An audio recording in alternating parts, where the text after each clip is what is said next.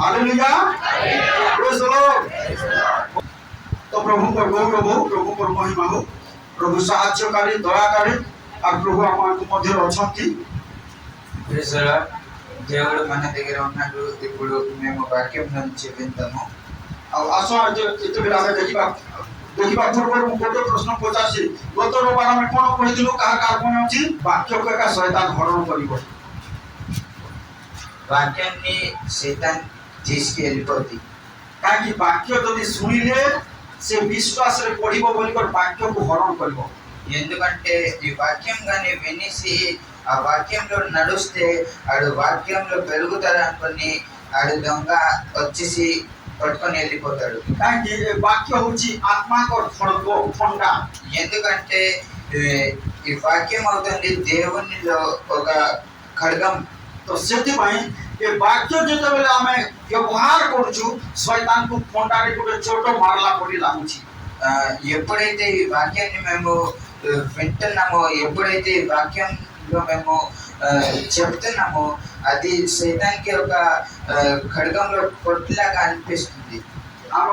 प्रभुदास छोटो थिला बेले నేను ఎప్పుడైతే చిన్నవాడిగా ఉన్నానో पीपीआर प्रभुदास छोटो थिला बेले నేను ఇంకా నా అక్క ఎప్పుడైతే చిన్నవాడిగా ఉన్నామో गोटे छोट पतला बाड़ी रखी మా నాన్న ఒక చిన్న కర్ర ఉంచారు. और बेले बेले व्यवहार करुली से ఎప్పుడెప్పుడు అది పనిచేస్తుంది. और सेटा शासन बाड़ी बोली से बाड़ी रो नासेला शासन बाड़ी कहीं शासन बाड़ी जे पाई से आसन बड़ आसन पाइब और जे शासन बाड़ी पाई नहीं से आसन पाइबाटा टिके कष्ट। ఎవరైతే చిన్నప్పుడు ఆ తెరువులు తిన్నారో వాళ్ళు ముందుకు వెళ్ళి మంచి వాళ్ళు అవుతారు, కానీ ఎవరైతే ఆ తెరువులు తిన్నారో వారు ముందుకు వెళ్ళి చెడ్డవాళ్ళు అవుతారు. ये भी अनुभव व्यवहार करू ना అది ఇంకా ఇప్పుడు వాడట్లేదు. कहीं से माने वयस्क पूर्ण वयस्क हो गले ఎందుకైతే మేము ఇంకా నేను ఇంకా మా అక్క పెరిగిపోయాం. एबे से मान को वाक्य द्वारा संशोधन करा जाउछि। ఇప్పుడు మాకు వాక్యం నుంచి చెప్తున్నాం. छोटो थिला बेले शासन बाड़ी रे संशोधन करा जाउछि। మేము చిన్నవాళ్ళుగా ఉన్నప్పుడు ఆ కర్రతో మాకు చెప్పేవారు. बाइबल लेखा अछि पिला मान को शासन बाड़ी रे संशोधन करबा आवश्यक। దేవుని యొక్క వాక్యంలో కూడా రాసి ఉంది, పిల్లలకి మీరు శాసనం చేయాలి అని. ताहले तुमको से माने मर्यादा करके सम्मान करके और भलो पिला हेबे। అలా చేస్తే ఆ పిల్లలు మీ మాట వింటారు, ఇంకా అన్ని పనులు చక్కగా చేస్తారు. तो मु जो शासन बाड़ी व्यवहार करथि केते केते बेले प्रभु दास टिकट के लुचे ही होतला। ఆ కర్ర ఎప్పుడైతే పాస్టర్ సార్ ఇచ్చారో దాన్ని ఎప్పుడెప్పుడు అది దాచిపెట్టుకున్నాను. तो कौन मु उच्चरे रखि दउथली అందుకని మా నాన్న అది పైగా ఉంచేవారు. तो तद्रुप शैतान मध्य कौन करिबो लुचेई देबो चोरी करि नै जीवो कोटा से शासन बाड़ीबा खंडा कोटा तहा आत्मा को खड़गो ईश्वर को वाक्य। అలాగా మేము ఎప్పుడైతే వాక్యం వింటామో అది మన లోపల ఉండకూడదు అనుకుని సైతాన్ వచ్చేసి అది తీసుకొని వెళ్ళిపోతారు. तो सेति पई आपण मानकर मन रे नाही गत काली तो गत रविवार में कोन पढिथिलु बोले मन रे नाही शैतान काहे चोरी नहीं गला। అందుకని మేము కిందటి వారం ఏంటి విన్నామంటే మనకు గుర్తులేదు, ఎందుకంటే సైతాన్ అది మన నుంచి తీసుకొని వెళ్ళిపోయారు. कोन सेही वाक्य को शैतान हरण करि नै कहीं ताको खंडा में चोट मारला पड़ी लागुछि। ఆ వాక్యాన్ని సైతాన్ తీసుకొని వెళ్ళిపోతాడు. ఎందుకంటే ఎప్పుడైతే ఆ వాక్యాన్ని మేము వింటున్నామో ఆ సైతాన్కి కొట్టినలాగా అనిపిస్తుంది. कहीं जे से वाक्य को रखुछि तार हृदय रे मन रे से आत्मा को खंडा को रखुछि। అందుకని ఎవడైతే దేవుని యొక్క వాక్యాన్ని తన లోపల ఉంచుతున్నాడో ఆడు ఒక ఖడ్గం ఉంచుతున్నాడు అని वाक्य कहीं अनेक समय लोक मैंने प्रार्थना करती तथापि भी निराश ଆସନ୍ତି କାହିଁକି କାରଣ କ'ଣ ପ୍ରାର୍ଥନା କରନ୍ତି କିନ୍ତୁ ଯେତେବେଳେ ଶୟତାନ ଆକ୍ରମଣ କରେ ଶୟତାନକୁ ପ୍ରତିରୋଧ କରିବା ପାଇଁ ତାଙ୍କର ପାଖରେ ଖଣ୍ଡା ନଥାଏ ଓ ଖଣ୍ଡା ଏ ବାକ୍ୟର ଖଣ୍ଡା ఆత్మకు కొడుకోవడం ఈశ్వరుడు వాక్యం ఎప్పుడైతే మీకు దుఃఖం వస్తుంది మీరు ప్రార్థన చేస్తారు మళ్ళీ దుఃఖంలో పడిపోతారు ఎందుకంటే సైతాన్తో ఒక యుద్ధం లాడాలి అనేసి మీ దగ్గర ఖడ్గం లేదు ତ ସେଥିପାଇଁ ଏ ବାକ୍ୟକୁ ଆମେ ଯଥେଷ୍ଟ ପରିମାଣରେ ହୃଦୟରେ ରଖିବାର ଯୋଉଟା ଶୁଣୁଛୁ ସେ ବାକ୍ୟକୁ ରଖିବାର ଅଛି అందుకని ఈ వాక్యంని ఎక్కువ మన జీవితంలో వాడాలి మన హృదయంలో ఉంచాలి କାହିଁକି ଏଇ ବାକ୍ୟକୁ ଯିଏ ମନେ ରଖିବ ନାହିଁ ସେ ବାଟ ବଣା ହେବାର ଚାନ୍ସେସ୍ ଅଛି ఎందుకంటే ఎవరైతే వాక్యాన్ని ఉంచుకున్నాడో ఆడు దారి తిరిగిపోతాడు ତ ସେଥିପାଇଁ ଏଭଳି ପୁସ୍ତକରେ 1 ଅଧ୍ୟାୟରେ ଲେଖା ଅଛି ଯାହାକି ଶୁଣା ଯାଇଥିବା ବାକ୍ୟକୁ ଯଦି ଅଧିକ ମନୋଯୋଗୀ ନ ହେଲେ ତାହେଲେ ତୁମେ ବାଟ ବଣା ହେବାର ଚାନ୍ସେସ୍ ଅଛି ବୋଲି 1 ଅଧ୍ୟାୟର 2 ଅଧ୍ୟାୟରେ 1 ପଦରେ ଲେଖା ଅଛି କେ ଜଣେ ପଢି ପାରୁଛ ଶୁଣା ଯାଇଥିବା ବାକ୍ୟ ପ୍ରତି ଅଧିକ ମନୋଯୋଗୀ ହେବା କର୍ତ୍ତବ୍ୟ କୋଉ ବାକ୍ୟ ଶୁଣା ଯାଇଥିବା ବାକ୍ୟକୁ ଅଧିକ ମନୋଯୋଗୀ ହେବା କର୍ତ୍ତବ୍ୟ ନହେଲେ କ'ଣ ହେବ ନହେଲେ କାଳେ ଆମେମାନେ ଲକ୍ଷ୍ୟ ଭ୍ରଷ୍ଟ ବାଟ ବଣା ହେଇଯିବ ଦେଖ ଜାଗ୍ର ତ ସେଥିପାଇଁ ଏ ବାକ୍ୟକୁ ଶୁଣ ଆଉ ଭିତରେ ରଖ ତାହେଲେ କ'ଣ ତୁମର ଭିତରେ ଖଣ୍ଡା ଅଛି ଆଉ ଶୟତାନ ତାହେଲେ ଯେ ଡରବ ନହେଲେ ଡରବ ନାହିଁ ఎందుకంటే మేము వినిన వాక్యంని కానీ మన హృదయంలో ఉంచకపోతే మేము దారి తగ్గిపోతాము ఇంకా సైతాన్ మన జీవితంలో కార్యం చేస్తారు ତ ସେଥିପାଇଁ ଆମେ ଜାଗ୍ରତ ସହିତ ବସିବା ଆଉ ଜାଗ୍ରତ ସହିତ ବାକ୍ୟ ଶୁଣିବା ଆଉ ହୃଦୟରେ ସଞ୍ଚୟ କରିବା అందుకని మేము జాగ్రత్తగా దేవుని యొక్క వాక్యంని వినేసి మన హృదయంలో ఉంచుదాం ସେଥିପାଇଁ ଗୀତ ରଚକ ଦାଉଦ ମଧ୍ୟ ଲେଖନ୍ତି ଗୀତ ସଂହିତା 119 ରେ 11 ରେ ଯାହାକି ତୁମ ବାକ୍ୟ ମୋ ହୃଦୟରେ ସଞ୍ଚୟ କରି ରଖିଅଛି ଯେପରି ମୁଁ ତୁମ ବିରୁଦ୍ଧରେ ପାପ ନ କରେ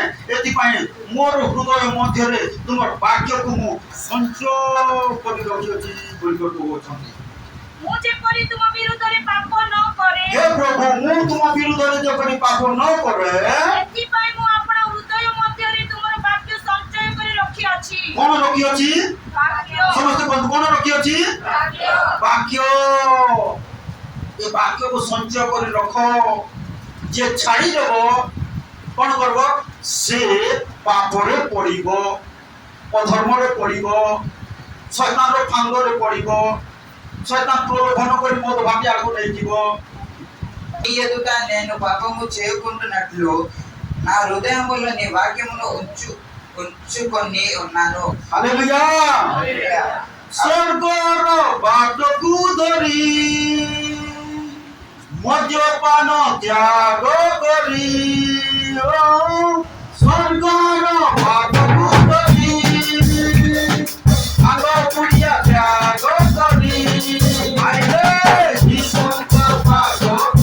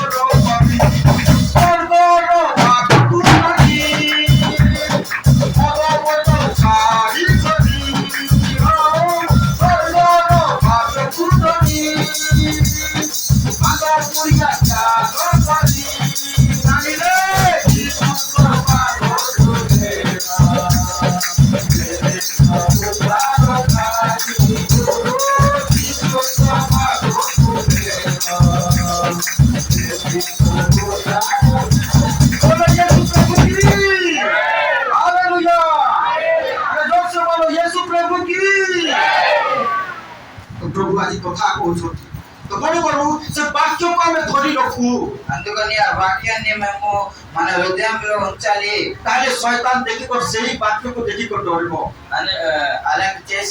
అలా చేస్తే సైతాన్ అది చూసి భయపడతాడు ଶୈତାନ ଯେତେ ଥର ଯୀଶୁଙ୍କ ନିକଟକୁ ଆସିକରି କ'ଣ ଆକ୍ରମଣ କରିବାକୁ ବାହାରିଲା କ'ଣ ଯୀଶୁ ପ୍ରଭୁ ସବୁବେଳେ କ'ଣ ବ୍ୟବହାର କଲେ ଖଣ୍ଡା କୋ ଖଣ୍ଡା ଆତ୍ମାଙ୍କର ଖଣ୍ଡା କ'ଣ ବୋଲିକରି କହିଲେ ଏହା ଲେଖା ଅଛି ଏହା ଲେଖା ଅଛି ଏହା ଲେଖା ଅଛି ବୋଲିକରି କହିଲେ ఎప్పుడైతే సైతాను యేసయ్య దగ్గరికి వచ్చాడు దేవుడు అన్నారు దేవుడితో యుద్ధం ఆడడానికి ఎప్పుడైతే వచ్చాడో దేవుడు అన్నారు ఈ ఆత్మిక వాక్యం ఖడ్గం తో చెప్పారు ఇది రాసి ఉంది దేవుడు యొక్క వాక్యం ତ ସେଥିପାଇଁ ଆମେ ଯାହାକି ଦେଖିବାକୁ ପାଉ ଗତ ରବିବାର ଆମେ ପଢିଥିଲୁ ଏକଟି ପୁସ୍ତକ 3:12 ପଦ ହେ ଭାଇମାନେ ହେ ଭଉଣୀମାନେ କ'ଣ ସାବଧାନ କ'ଣ ବୋଲି ଲେଖା ଅଛି ହେ ଭାଇମାନେ ହେ ଭଉଣୀମାନେ ସାବଧାନ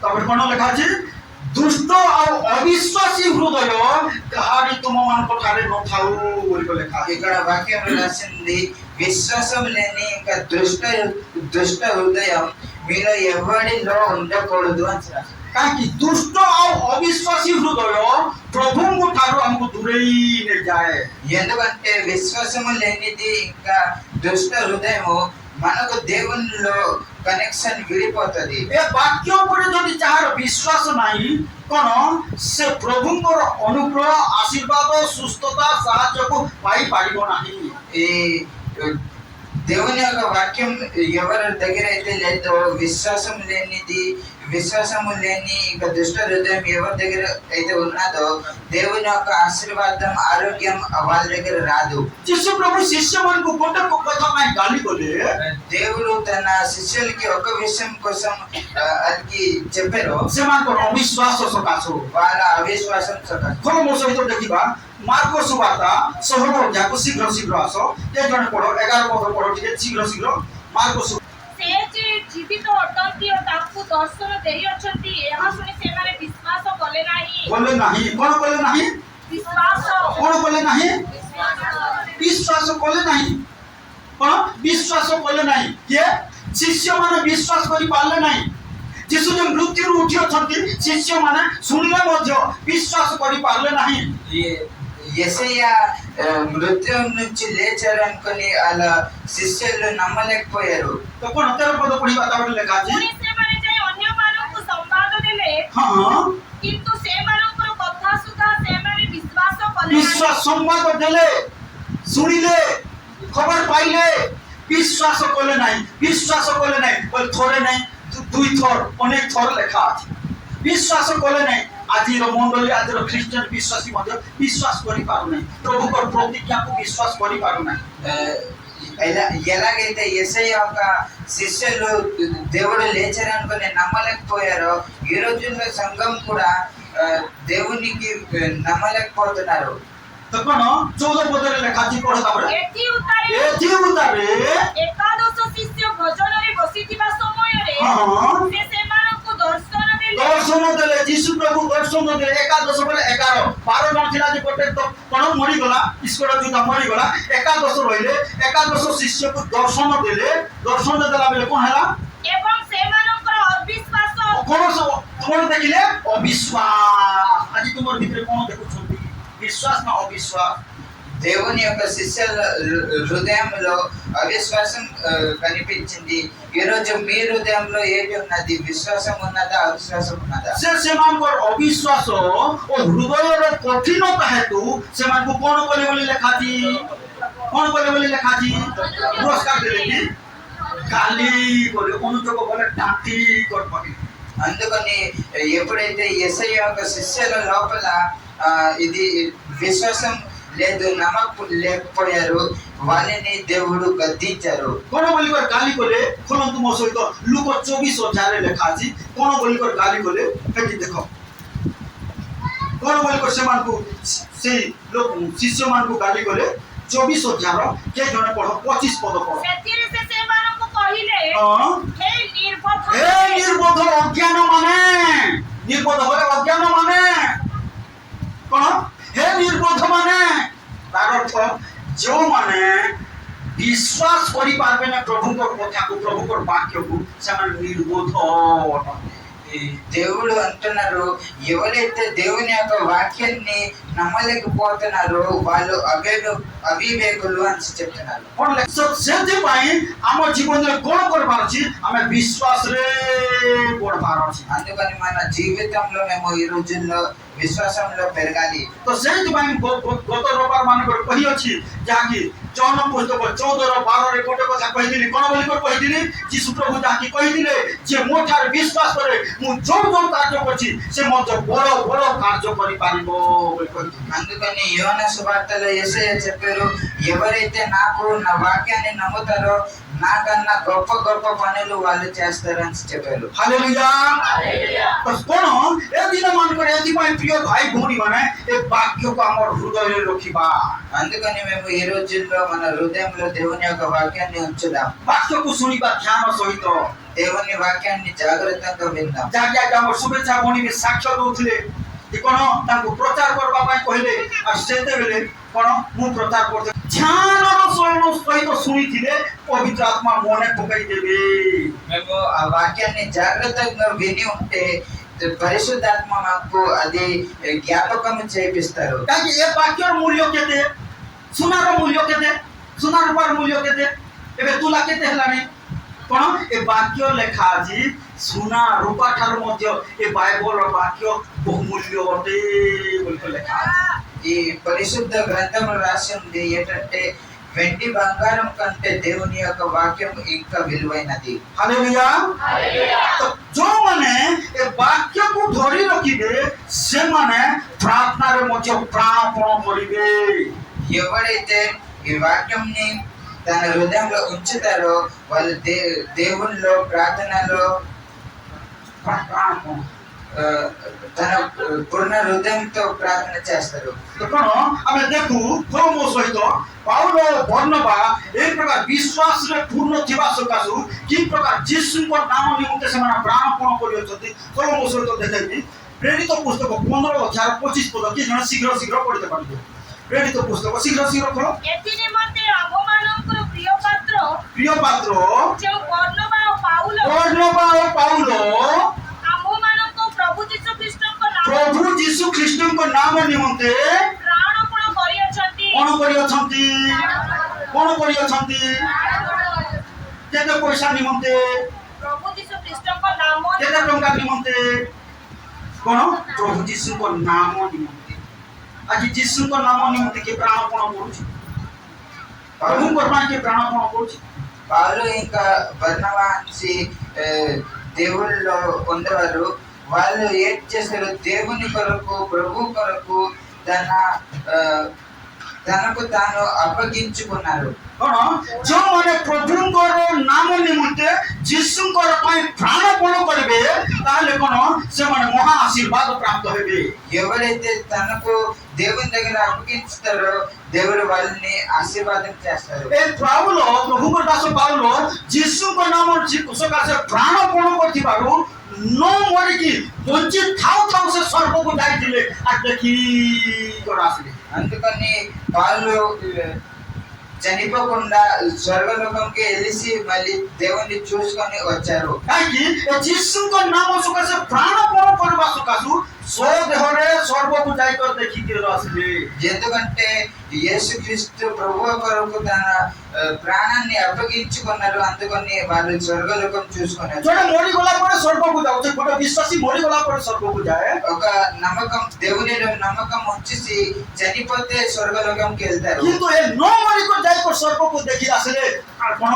ଏ ସ୍ୱର୍ଗ ବିଷୟ ବାଇବଲରେ ସେ ଦେଖି ଅଛନ୍ତି। కానీ పౌలు చనిపోకుండా స్వర్గలోకం వెళ్ళి చూసుకొని వచ్చేసి అది రాసి ఉన్నారు। ତ ସେଥିପାଇଁ ପ୍ରିୟ ଭାଇ ଭଉଣୀ ମାନେ ସ୍ୱର୍ଗ ନିଶ୍ଚୟ ଅଛି ଆଉ ନରକ ନିଶ୍ଚୟ ଅଛି।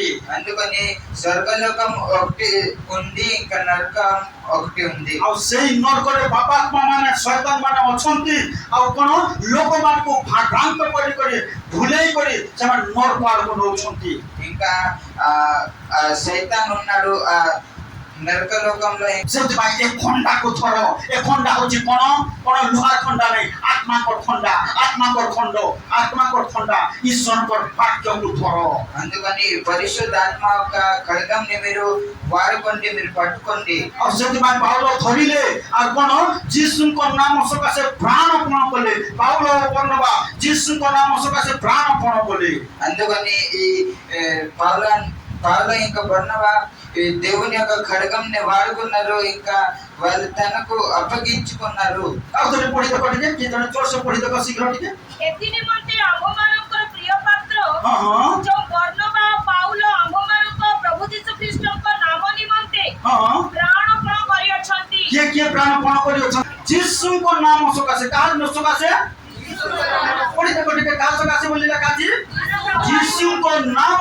ସକାଶେ ସେମାନେ କଣ କରିଅଛନ୍ତି ପ୍ରାଣପଣ ଆଉ ମଣ୍ଡଳୀ ବିଶ୍ୱାସୀ ମାନେ ଯୀଶୁଙ୍କ ନାମ ସକାଶେ ପ୍ରାଣପଣ କରବାର ଅଛି।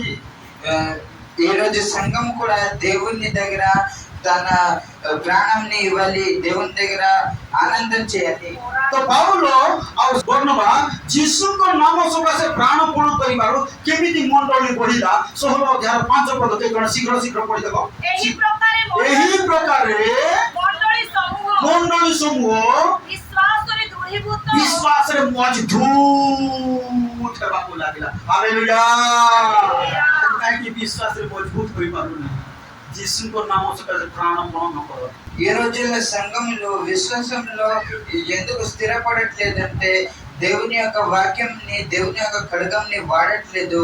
କାହିଁକି ଆଜି ଆମର ମଣ୍ଡଳୀ ବୋଲି ନା ଅଲଗା ମଣ୍ଡଳୀ ମାନେ କାହିଁକି ମଜବୁତ ହଉନାହିଁ କଣ ବହୁତ ସାରା ମଜବୁତ ହେଲେ ବୋଲି ଲେଖା ଅଛି କହିଦେବ କଣ ଲୁଜ କାହିଁକି ଖଣ୍ଡା ନାହିଁ ଯୀଶୁଙ୍କ ନାମ ସକାଶେ ପ୍ରାଣପଣ ନ କରିବା ସକାଶେ କଣ ପାଉଲ ବର୍ଣ୍ଣବା ଯୀଶୁଙ୍କ ନାମ ସକାଶେ ପ୍ରାଣପଣ କରିବା ସକାଶୁ ମଣ୍ଡଳୀ ବିଶ୍ୱାସରେ ମଜବୁତ ହେବାକୁ ଲାଗିଲେ। ପ୍ରିୟ ପ୍ରଭୁଙ୍କ ଲୋକମାନେ ମନେ ରଖ ଆଜି ତୁମେ ମାନେ ଯଦି ଯୀଶୁଙ୍କ ନାମ ସକାଶେ ପ୍ରାଣପଣ କରିବ ଏ ସହରର ଲୋକମାନେ ବିଶ୍ୱାସକୁ ଆସି ବିଶ୍ୱାସରେ ମଜବୁତ କଣ କଲେ କଣ ବୋଲି ଲେଖା ଅଛି ଯୀଶୁଙ୍କ ନାମ ସକାଶେ ପ୍ରାଣପଣ। ఎప్పుడైతే బర్నబా ఇంకా పౌలు దేవునిలో తనకి అప్పగించారో వాళ్ళ సంఘం విశ్వాసంలో స్థిరపడింది అని ఇక్కడ రాసింది. మేము ఎప్పుడైతే మేము కూడా అలాగా అవుతామో మన సంఘం కూడా విశ్వాసంలో స్థిరపడి କାହିଁକି ଆଜି ମଣ୍ଡଳୀ ଗୁଡାକ ମଜବୁତ ହେଇପାରୁନି ବିଶ୍ୱାସରେ ఈ రోజుల్లో ఎందుకు సంఘం విశ్వాసంలో స్థిరపడట్లేదు? କାହିଁକି ଯୀଶୁଙ୍କ ନାମ ସକାଶେ ପ୍ରାଣପଣ କିଏ କରୁନାହାନ୍ତି। ఎందుకంటే దేవుని దగ్గర దేవుని కోసం ఎవరైతే అప్పగించుకోవట్లేదు। ଯଦି ପାଷ୍ଟର ଯଦି ପ୍ରାଣପଣ କରିବ ଡାକିଲେ ଆସ ଭାଇ ଆସ ଭଉଣୀ ବାଇବଲ ଷ୍ଟଡି କରୁ ପ୍ରାର୍ଥନା କରୁ ଏମିତି କରୁ ପ୍ରଭୁଙ୍କର ପାଇଁ ପଢୁ ବୋଲେ କିଏ ତ ଶୁଣୁନାହିଁ। పాస్టర్ సార్ మీకు ఎంత పిలిచినా సరే ఎవరు రావట్లేదు। ସେଇଥିପାଇଁ କଣ ମଣ୍ଡଳୀ ବିଶ୍ୱାସରେ ମଜବୁତ ହେଇପାରୁନାହିଁ। అందుకని ఈ రోజుల్లో సంఘం విశ్వాసంలో స్థిరపడట్లేదు। ବିଶ୍ୱାସୀ ମାନଙ୍କ ଜୀବନ ମଜବୁତ ହେଇପାରୁନାହିଁ। దేవునిలో నమ్మకం ఉన్న వారిలా విశ్వాసం స్థిరపడట్లేదు। କଣ ପାଉଲ ବର୍ଣ୍ଣବା ଯୀଶୁଙ୍କ ନାମ ସକାଶେ କଣ କଲେ ବୋଲି ଲେଖା ଅଛି କଣ କଲେ ବୋଲି ଲେଖା ଅଛି ପ୍ରାଣପଣ କରିବା ସକାଶୁ ମଣ୍ଡଳୀ ସମୂହ ବିଶ୍ୱାସରେ ମଜବୁତ ହେଲେ। ଆଉ କେତେ ଭାଇ ମାନେ ପ୍ରାଣପଣ କରିଅଛନ୍ତି କଣ କେତେ ଜଣ ପ୍ରାଣପଣ କରିଅଛନ୍ତି ଦେଖିବା କଣ ମୋ ସହିତ ଶୀଘ୍ର ଶୀଘ୍ର କର ଦେଖେଇବି। କଲୋସିୟ ପୁସ୍ତକ 4:12 ପଦ କେତେ ଜଣ ଶୀଘ୍ର ପଢ ଟିକେ କଲୋସିୟ ପୁସ୍ତକ ଜଲ୍ଦି ଜଲ୍ଦି ପଢ। আর আমি কোন করুছি ଏପାଫ୍ରାଜେ ତୁମମାନଙ୍କ ମଧ୍ୟରୁ ଜଣେ ଏପାଫ୍ରାଜେ ତୁମମାନଙ୍କ ମଧ୍ୟରୁ ଜଣେ ତୁମମାନଙ୍କୁ ନମସ୍କାର ତୁମମାନଙ୍କୁ ଜଣାଉଅଛନ୍ତି। ପ୍ରେଜ ଦ ଲର୍ଡ ଜଣାଉଅଛନ୍ତି। ସେ ତ ଖ୍ରୀଷ୍ଟ ଯୀଶୁଙ୍କର ଦାସ ସେ ତ ଖ୍ରୀଷ୍ଟ ଯୀଶୁଙ୍କର ଦାସ କିଏ ଏପାଫ୍ରା ହଁ ଏବଂ ଆପଣ ପ୍ରାର୍ଥନାରେ ଆପଣ ପ୍ରାର୍ଥନାରେ କଣ କରୁଛନ୍ତି ତୁମମାନଙ୍କ ତୁମମାନଙ୍କ ନିମନ୍ତେ ନିମନ୍ତେ ଝୁମୁରି ପ୍ରାର୍ଥନା କରୁଅଛନ୍ତି। ସର୍ବଦା ପ୍ରାଣପଣ କରୁଅଛନ୍ତି। କେମିତି କରୁଅଛନ୍ତି ଦଶଟା ସର୍ବଦା ସର୍ବଦା କଣ କରୁଅଛନ୍ତି ବୋଲି ଲେଖା ଅଛି ପ୍ରାଣପଣ କଣ କେତେ ପଇସା ପାଇବା ପାଇଁ କଣ ପାଇଁ ପ୍ରାଣପଣ କରୁଛନ୍ତି ବୋଲି ଲେଖା ଅଛି ସର୍ବଦା କଣ କରୁଛନ୍ତି ବୋଲି ଲେଖା ଅଛି। ତୁମେ କଣ କରୁଛ ତୁମେ କଣ କରୁଛ ଆରାମ ସେ ଗପସ ଏଥିପାଇଁ ନୂଆ ନୂଆ ଅନ୍ୟ ଅନ୍ୟ ଜାତିର ଲୋକମାନେ ପ୍ରଭୁଙ୍କ ନିକଟକୁ ଆସୁ। ఇక్కడ రాసింది ఎపఫ్రాన్సి ప్రార్థనలో పోరాటం చేసేవారు। କଣ ପାଉଲ ବର୍ଣ୍ଣବା କଣ କରୁଥିଲେ? ଯୀଶୁଙ୍କ ନାମ ପାଇଁ ପ୍ରାଣପଣ କରୁଥିଲେ। କଣ ପ୍ରାଣ ପାଉଲ ଆଉ ବର୍ଣ୍ଣବା ଯୀଶୁଙ୍କ ନାମ ସକାଶେ ପ୍ରାଣପଣ କରୁଥିଲେ। పౌలు ఇంకా బర్నబా దేవుని కోసం దేవుని కొరకు పోరాటం చేసేవారు। କିନ୍ତୁ ଅପଫ୍ରା କଣ କରୁଥିଲେ? ପ୍ରାର୍ଥନାରେ ପ୍ରାଣପଣ କରୁଥିଲେ। ఇంకా ఎపఫ్రా కూడా ప్రార్థనలో పోరాటం చేసేవారు। ତୁମେ କୋଉଥିରେ ପ୍ରାଣପଣ କରୁଅଛ? మీరు ఏ విషయంలో పోరాటం చేస్తున్నారు? କେମିତି ଗୋଟେ ବେଶୀ ପଇସା, ଖାଲି ପଇସା, କଣ ପଇସା ଗୋଟେ ବିଷୟକୁ କରିବ। କଣ ପାଉଲ ବର୍ଣ୍ଣବା କଣ କରୁଥିଲେ? ଯୀଶୁଙ୍କ ନାମ ପାଇଁ ପ୍ରାଣପଣ କଲେ। ଏପଫ୍ରା କଣ କଲେ? ପ୍ରାର୍ଥନାରେ ପ୍ରାଣପଣ କଲେ। ଆଉ କେତେ ଲୋକଙ୍କ ବିଷୟ ଦେଖେଇବି। పౌలు ఇంకా బర్నబా దేవుని కొరకు పోరాటం చేశారు, కానీ ఎపఫ్రా దేవునిలో ప్రార్థనలో పోరాటం చేశారు। ପଢି ଦେଖ ଟିକେ ଯୁହୁଦା ପୁସ୍ତକ 3 ପଦ ପଢି ଦେଖ। ଯୁହୁଦା ଶୀଘ୍ର ଶୀଘ୍ର ପଢି ଦେଖ। ପ୍ରିୟମାନେ, ହେ ପ୍ରିୟ ମାନେ, ହେ ପ୍ରିୟ ଭାଇ ମାନେ, ହେ ପ୍ରିୟ ଭଉଣୀ ମାନେ, ମୁଁ ଆମ୍ଭମାନଙ୍କର ସାଧାରଣ ପରିତ୍ରାଣ ସମ୍ବନ୍ଧରେ ହଁ ତୁମମାନଙ୍କ ନିକଟକୁ କିଛି ଲେଖିବାକୁ ବିଶେଷ ଯତ୍ନଶୀଳ ହୋଇ ହଁ ସାଧୁମାନଙ୍କ ନିକଟରେ ଏକାକରିକେ ସମର୍ପିତ ହଁ ବିଶ୍ୱାସ ସପକ୍ଷରେ ବିଶ୍ୱାସ ସପକ୍ଷରେ ପ୍ରାଣପଣରେ ଯୁଦ୍ଧ କରିବା ପ୍ରାଣପଣରେ ଯୁଦ୍ଧ କରିବା ପାଇଁ, ଯୀଶୁଙ୍କ ନିମନ୍ତେ ପ୍ରାଣପଣରେ ଯୁଦ୍ଧ କରିବା ପାଇଁ ତୁମମାନଙ୍କୁ ଉତ୍ସାହିତ କରିବା ନିମନ୍ତେ ଲେଖିବା ଲେଖିଲି। ଆବଶ୍ୟକ। ହାଲେଲୁୟା। ବିଶ୍ୱାସ ସପକ୍ଷରେ ପ୍ରାଣପଣ, ବିଶ୍ୱାସ ସପକ୍ଷରେ ଆମେ ପ୍ରାଣପଣ ପ୍ରଭୁଙ୍କ ନିମନ୍ତେ ପ୍ରାଣପଣ କରବା। ତାହେଲେ କଣ ମନରେ ମଜବୁତ ହେବ। ପ୍ରତ୍ୟେକ ଜାତିର ଲୋକମାନେ ଆସିବେ। మేము విశ్వాసముతో దేవుని కొరకు మేము పోరాటించాలి। ହାଲେଲୁୟା।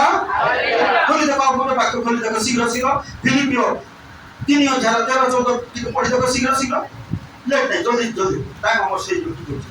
ହେ ଭାଇମାନେ, ହେ ଭାଇମାନେ, ମୁଁ ଏପର୍ଯ୍ୟନ୍ତ ହଁ ତାହା ଧରି ଅଛି ବୋଲି ହଁ ମନେ କରୁନାହିଁ, କିନ୍ତୁ ଗୋଟିଏ ବିଷୟ ମୁଁ କହୁଅଛି, ଗୋଟେ ବିଷୟ ମୁଁ କହୁଅଛି, ପଶ୍ଚାତ୍ ବିଷୟ ସବୁ ମନରୁ ଦୂର କରି ପଛର ବିଷୟ ସବୁ ମନରୁ ଦୂର କରି ସମ୍ମୁଖରେ ଥିବା ବିଷୟ ଗୁଡ଼ିକ ପ୍ରତି ସମ୍ମୁଖରେ ଥିବା ବିଷୟ ଗୁଡ଼ିକ ପ୍ରତି ଦୃଷ୍ଟି ରଖି, ଆଖି ରଖି, ଲକ୍ଷ୍ୟ ରଖି, ଖ୍ରୀଷ୍ଟ ଯୀଶୁଙ୍କ ଠାରେ ଈଶ୍ୱରଙ୍କ ସ୍ୱର୍ଗୀୟ ଆହ୍ୱାନର ଫଳ ପାଇବା ନିମନ୍ତେ ପ୍ରାଣପଣ କରିଲ। ସ୍ୱର୍ଗୀୟ ଆହ୍ୱାନର ପାଇବା ନିମନ୍ତେ ପ୍ରାଣପଣ, ପ୍ରାଣପଣ କରବାର ଅଛି।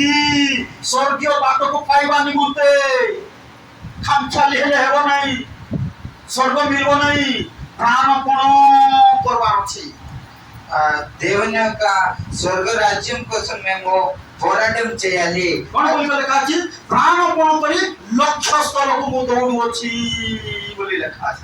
అక్కడ చెప్తున్నారు, అది పోరాటం, దేవుని రాజ్యం కోసం పోరాటం చేసి దాని దగ్గరికి నేను వెళ్తున్నాను అని చెప్తున్నారు। କାହିଁକି ଯେଉଁମାନେ ପ୍ରାଣପଣ କରିବେ ସେମାନେ ଲକ୍ଷ୍ୟ ସ୍ଥଳକୁ ପହଞ୍ଚି ପାରିବେ। అందుకే ఎవరైతే తన హృదయంతో କଣ ଯେଉଁମାନେ ପ୍ରଭୁ ଯୀଶୁଙ୍କ ନିମନ୍ତେ ପ୍ରାଣପଣ କରିବେ ସେମାନଙ୍କ ଦ୍ୱାରା ପ୍ରଭୁ ମହାନ ମହାନ କାର୍ଯ୍ୟ କରିବେ। ఎవరైతే దేవుని కొరకు పోరాటం చేస్తారో వాళ్ళ నుంచి దేవుడు పెద్ద పెద్ద కార్యాలు, గొప్ప గొప్ప కార్యాలు చేస్తారు। ଏହା ପାଉଲ ପ୍ରଭୁଙ୍କ ଦାସ ଲେଖୁଅଛନ୍ତି। ఇది పౌలు దేవుని యొక్క సేవకులు చెప్తున్నారు। ସ୍ୱର୍ଗୀୟ କୋଣ ପାଇବା ନିମନ୍ତେ, ସ୍ୱର୍ଗୀୟ ଆହ୍ୱାନର କୋଣ ପାଇବା ନିମନ୍ତେ ମୁଁ ପ୍ରାଣପଣ କରି ଲକ୍ଷ୍ୟ ସ୍ଥଳକୁ ଦୌଡୁଅଛି। స్వర్గ రాజ్యం నుంచి, స్వర్గలోకం నుంచి మాటలు రావడానికి మేము పోరాటం చేయాలి। କଣ ବୋଲି କହୁଛନ୍ତି? ଗୋଟେ ବିଷୟ ଯାହାକି ଲେଖା ଅଛି, ପଶ୍ଚାତ୍ ବିଷୟ ସବୁ ମନରୁ ଦୂର କରି ସମ୍ମୁଖରେ ଥିବା ବିଷୟ ଗୁଡ଼ିକ ପ୍ରତି ଦୃଷ୍ଟି ରଖି, ଆଖି ରଖି। ଆରେ କୋଉଠି ଆଖି ରଖୁଛ?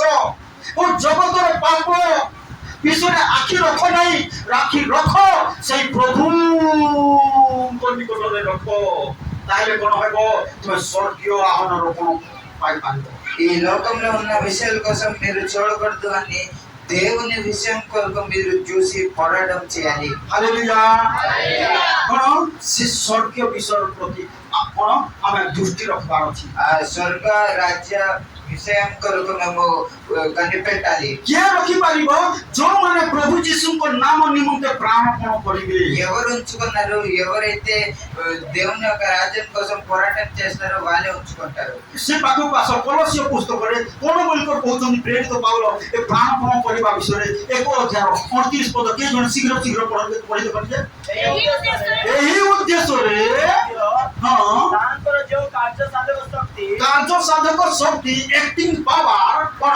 ଯୀଶୁଙ୍କର ଆକ୍ଟିଂ ପାୱାର। ସମସ୍ତେ କହିବା ଯୀଶୁଙ୍କର କାର୍ଯ୍ୟ ସାଧକ ଶକ୍ତି। କାର୍ଯ୍ୟ ସାଧକ ଶକ୍ତି କଣ ବୋଲିକରି କହୁଛନ୍ତି ପାଉଲ? କୋଉଠି କାମ କରୁଛି ବୋଲି ଲେଖା ଅଛି? କାର୍ଯ୍ୟ ସାଧକ ପଢା ହେ ବାବୁ ତମକୁ କୋଉଠି କଣ ବୋଲି? ମୋ ଠାରେ କାହା ଠାରେ? ସମସ୍ତେ କହିବା ଯୀଶୁଙ୍କର କାର୍ଯ୍ୟ ସାଧକ ଶକ୍ତି ମୋ ଠାରେ ସବୁବେଳେ କାର୍ଯ୍ୟ ସାଧନ କରୁଅଛି।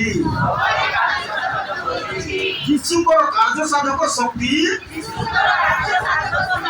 ମୋ ଠାରେ ବଳର ସହିତ କାର୍ଯ୍ୟ କରୁଅଛି।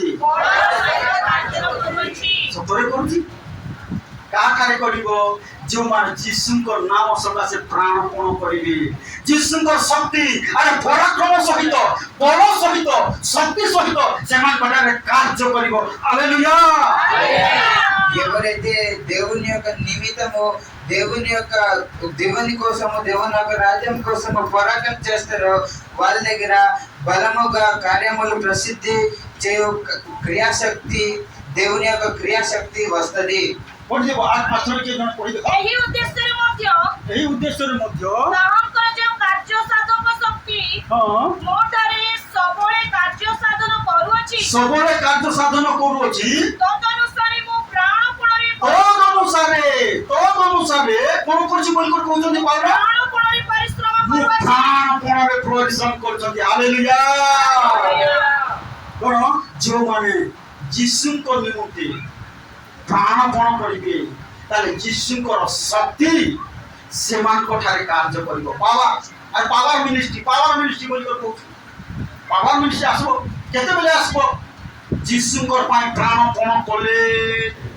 আর সে যেমনি কুকুড়াকে যদি টিকে কোন ভাত ফিনি দেব কি খুদ কি চাউল ফিনি দেলে সাইডে দৌড়ি যাଉଥିବ ସେମିତି ଦୌଡ଼ିଲେ କୁଆଡ଼େ ମିଳିବ ନା ପାୱାର ମିଳିବ ନା। మీరు దేవుని దగ్గర పొరదించుకొని ప్రయాసం చేస్తే దేవుడు ఒక బలమైన ప్రసిద్ధి శక్తి మీ దగ్గరికి వస్తుంది. কিন্তু কোন কলে মিলিব? যীশুଙ୍କ নাম সকাশে প্রাণপণ কলে তাহলে কোন তাଙ୍କ କାର୍ଯ୍ୟ ସାଧକ ଶକ୍ତି ତୁମର ଭିତରେ ପାୱାର ଜେନେରେଟର ଯେମିତି ପାୱାର ବାହାରୁଥିବ ଆଉ ଲାଇଟ୍ ଚଲୁଥିବ ସେମିତି ତୁମର ଭିତରେ ପାୱାର ବାହାର କରିବ। ଯୀଶୁଙ୍କ ପାଇଁ ପ୍ରାଣପଣ କଲେ మీరు ఎప్పుడైతే దేవుని కోసం పోరాటం చేస్తారో అప్పుడు దేవుని యొక్క క్రియాశక్తి మీ లోపలికి వచ్చేసి మీలో కార్యం చేస్తుంది. ଆଉ ସେଇଟା କହୁଛନ୍ତି ପ୍ରଭୁଙ୍କର ଦାସ ପାଉଲ। ఇది చెప్తున్నారు దేవుని యొక్క సేవకులు పాలు. ପଢିଦେବ ଆଥରେ ଟିକେ ଶୀଘ୍ର ଶୀଘ୍ର ପଢିଦେବ ଟିକେ। ଏହି ଉଦ୍ଦେଶ୍ୟରେ ମଧ୍ୟ ତାହାଙ୍କର ଯେଉଁ କାର୍ଯ୍ୟ ସାଧକ ଶକ୍ତି ହଁ ମୋଠାରେ ସବୁବେଳେ କାର୍ଯ୍ୟ ସାଧନ କରୁଅଛି କାର୍ଯ୍ୟ ସାଧନ କରୁଅଛି। ତଦନୁସାରେ ମୁଁ ପ୍ରାଣପଣରେ ପରିଶ୍ରମ କରୁଅଛି। ପ୍ରାଣପଣରେ ପରିଶ୍ରମ। ହାଲେଲୁୟା। ଆଜି ସମସ୍ତେ କରୁଛ ପ୍ରାଣପଣ। କାହା ପାଇଁ? ପାଉଲ କହୁଛନ୍ତି ମୁଁ ଯୀଶୁଙ୍କର ପାଇଁ ପ୍ରାଣପଣ କରୁଛି।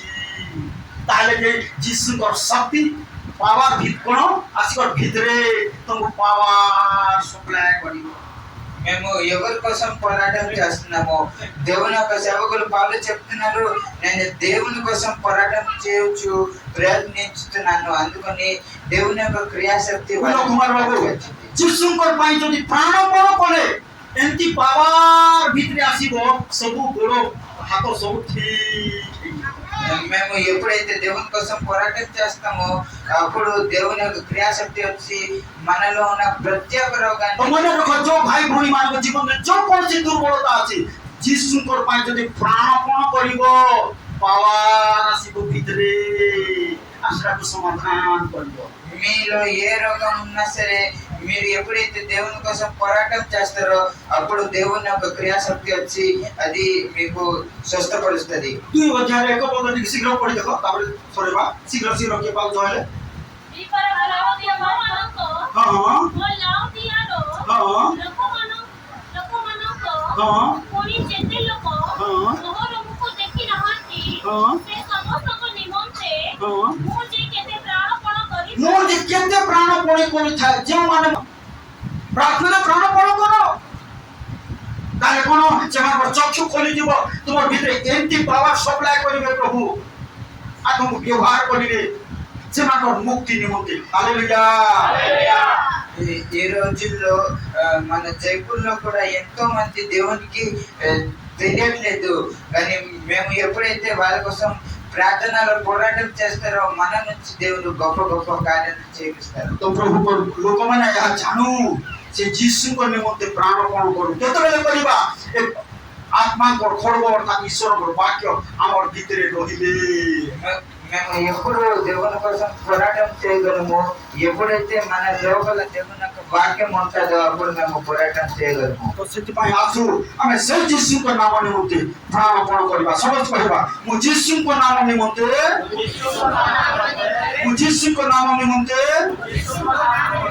ପ୍ରାଣପଣ କରିବି ପ୍ରାର୍ଥନାରେ ମୁଁ ପ୍ରାଣପଣ କରିବି ଆଉ ଅନେକଙ୍କର ପରିତ୍ରାଣର କାରଣ ହେବି ଅନେକଙ୍କର ପରିତ୍ରାଣ କାରଣ ହେବି ଅନେକଙ୍କର ଆଶୀର୍ବାଦର କାରଣ ହେବି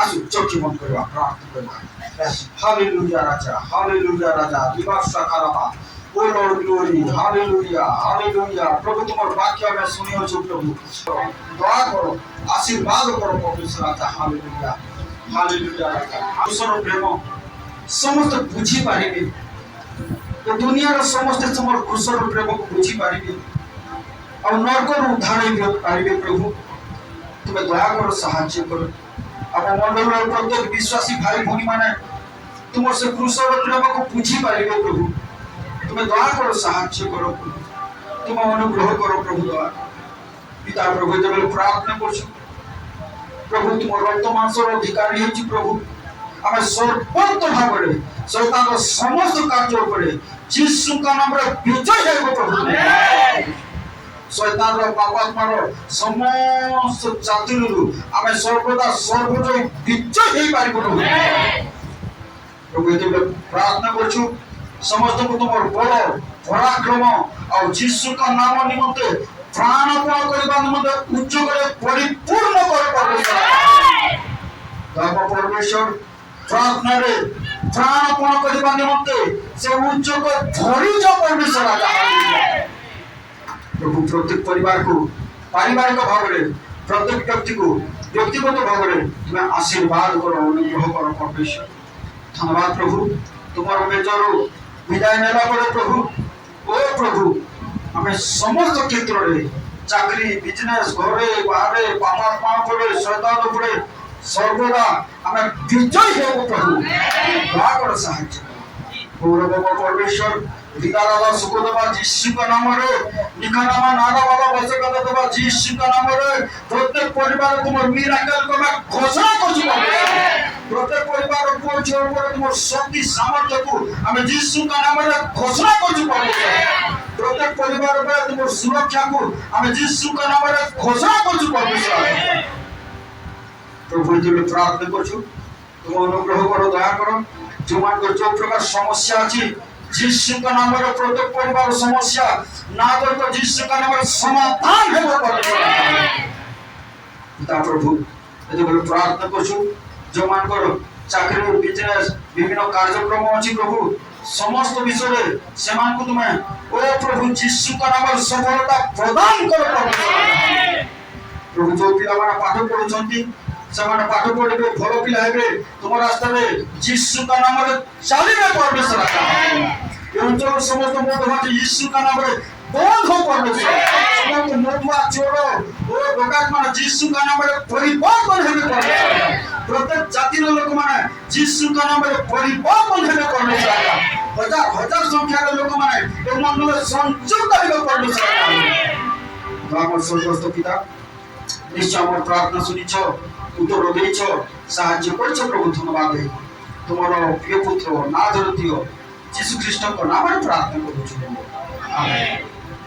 ଏତେବେଳେ ଆମମାନଙ୍କ ତ୍ରାଣକର୍ତ୍ତା ପ୍ରଭୁ ଯୀଶୁ ଖ୍ରୀଷ୍ଟଙ୍କର ଅସୀମ ଅନୁଗ୍ରହ ପିତା ଈଶ୍ୱରଙ୍କର ଅସୀମ ପ୍ରେମ पवित्र आत्मा को शांति सहायता शिक्षा चेतना हम समस्त सहवर्ती परमेश्वर होतु आमेन।